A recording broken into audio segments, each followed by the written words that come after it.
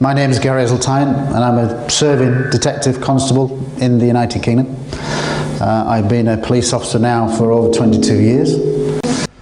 Je vous résume le profil de monsieur Gary Eseltine.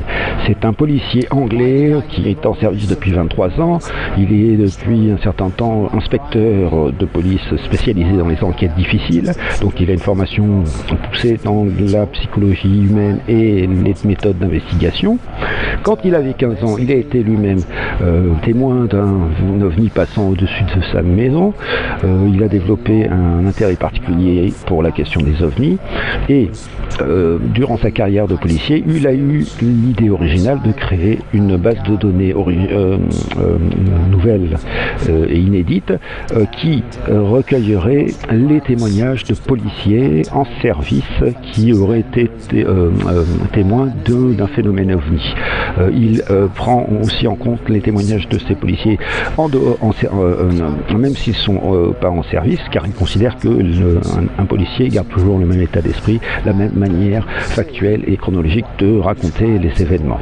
Monsieur Eseltine donne des conférences à droite à gauche pour parler de ce phénomène OVNI.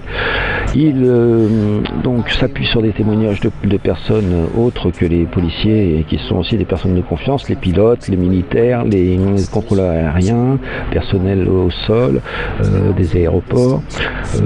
Pour revenir à l'histoire de à son expérience personnelle qui a déclenché sa passion pour l'ufologie, il raconte que dans sa ville natale, lors d'un soir d'été, avec sa petite amie et sa bicyclette, le long d'un chemin, par une chaude nuit d'été, le ciel était sans nuages, il y avait des étoiles partout, et soudain ils ont vu apparaître au niveau de l'horizon sur la droite un objet lumineux, mais fort lumineux, avec une luminosité supérieure à toutes les étoiles dans le ciel. Cet objet se déplaçait de droite vers la gauche et passait au-dessus des pâtés de maison, et au fur et à mesure qu'il survolait les pâtés de maison, les lumières s'éteignaient dans le quartier survolé, et donc dû à apparemment une coupure générale d'électricité.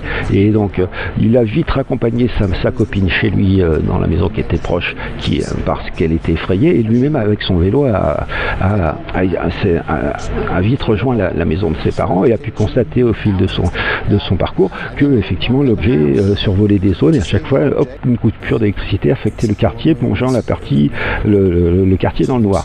Arrivé chez lui, il fonce voir ses parents et il leur dit: venez vite dehors, il y a un truc qui vole dans le ciel et ça produit une coupure d'électricité dans les quartiers. Ses parents ont dit: oui, t'as raison, et ils ne l'ont pas suivi. Il a couru dans le jardin et a pu constater qu'au moment où l'objet est passé au-dessus de sa maison, ça a plongé sa maison, la maison de ses parents, dans le noir. Donc là, à ce moment, il a été convaincu qu'il n'avait pas d'hallucination, qu'il y avait bien une relation de cause à effet entre l'objet dans le ciel et ce qui se passait au niveau du sol. Donc il a développé donc un intérêt particulier pour les UFO, pour les ovnis. Sa passion, cet intérêt est resté silencieux pendant de nombreuses années, jusqu'au moment où il a publié dans un journal anglais, un magazine anglais sur l'ufologie, son témoignage, et ce qui lui a donné peu de temps après l'idée de créer une base de données originale qui regrouperait les témoignages de policiers en service ou non, qui auraient été les témoins de phénomènes ovnis. Lors de conférences bénévoles qu'il fait à droite à gauche, il s'appuie aussi sur les témoignages d'autres gens fiables que sont les pilotes, les contrôleurs aériens, militaires spécialisés qui sont quotidiennement en charge de la sécurité du public. Si notre vie dépend de leur capacité à apprécier l'état de la réalité, pourquoi ne plus leur faire confiance pour ce qui est de reconnaître un ovni? Il y a là une incohérence logique évidente. On ne recrute pas des pilotes ou contrôleurs aériens qui sont atteints d'hallucinations visuelles. Donc, soit leurs témoignages sont fiables et on peut leur faire confiance pour notre sécurité, soit les usagers des avions prennent de gros risques pour leur vie. Or, on voit bien qu'il y a rarement des accidents. Donc on peut les croire. En fin de conférence, M. Eseltine répond aux questions des participants. Voici un florilège des plus courantes avec ses réponses. Question: pourquoi les extraterrestres ne prennent-ils pas contact avec nous? Réponse. Les extraterrestres savent que la Terre abrite une espèce singulière, très archaïque et fort belliqueuse.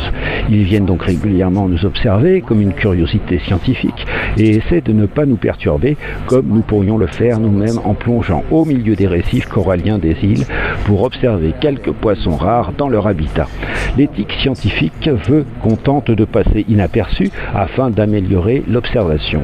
Ainsi en est-il des extraterrestres à notre égard. Mais ils nous observent régulièrement depuis longtemps, font quelques prélèvements végétaux, animaux, voire humains et quelques expériences. Des contacts directs doivent exister entre quelques États ou des personnes particulières, mais il n'y a pas de possibilité de contact à grande échelle pour l'instant.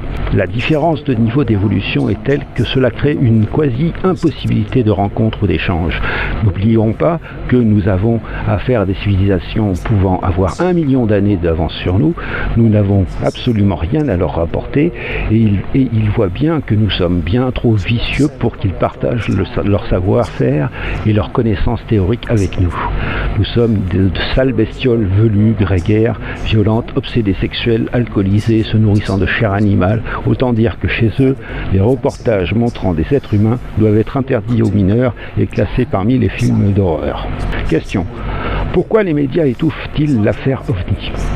Concernant les informations relatives aux ovnis, tout ce que vous avez appris vous vient de l'école, des journaux, de la télé et du cinéma.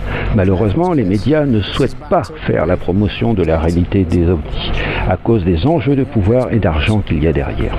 Imaginez qu'ensemble, nous mettions au point un système produisant de l'énergie avec le vide ambiant et qu'on souhaite commercialiser ce système. Croyez-vous que les grands groupes financiers qui nous vendent pétrole et nucléaire vont se laisser ruiner sans rien faire ?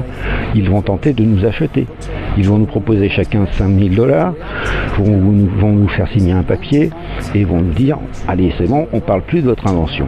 Beaucoup de gens disent que le jour où une telle machine fonctionnant à partir du vide arrivera, cela va bouleverser les rapports de force sur cette Terre. Reconnaître la réalité des ovnis oblige à se demander comment peuvent-ils traverser des distances sidérales dans de si petits vaisseaux. Cela défie les lois physiques connues de nos scientifiques et cela implique qu'ils puissent tirer l'énergie du vide cosmique environnant. En plus, ils se promènent en toute liberté où bon leur semble, sans qu'aucune autorité ne puisse les contrôler, et on peut se demander à quoi bon payer des milliards à des sociétés privées chargées de la conception et du fonctionnement de systèmes de surveillance, de détection totalement vulnérables, en conclusion totalement obsolètes. Les autorités militaires et les gouvernements sont conscients de la réalité des ovnis d'origine extraterrestre, mais leur politique est de faire comme si de rien n'était, aussi longtemps qu'aucune menace précise ne pèsera sur nos têtes. Question. Les témoins sont-ils psychologiquement sains ? Maintenant, sur la possible pathologie mentale de certains témoins, considérez que je suis un flic et que je m'appuie sur des faits confirmés et vérifiables. Bien sûr qu'il y a 95% de cas douteux, mais aussi 5 à 3% de cas incontestables de rencontres avec un ovni d'origine extraterrestre. Par exemple, le cas impliquant 24 policiers présents sur 26 communes différentes et tous ont vu 2 lumières blanches traversant le ciel en pleine journée sur un même axe. De même, un cas où de multiples témoins, que ce soit les pilotes, la tour de contrôle, les contrôleurs aériens, les passagers, qui voient un objet stationnaire au-dessus d'un terminal d'aéroport. L'OVNI a disparu en faisant un trou à travers un nuage. Par contre, si on regarde ce que les médias en ont dit, on se rend compte de la volonté d'étouffer ce phénomène. Pourtant, tous ces cas sont documentés avec de nombreux témoignages fiables et concordants. Et pour ma part, j'ai acquis la certitude de l'origine extraterrestre de certains ovnis.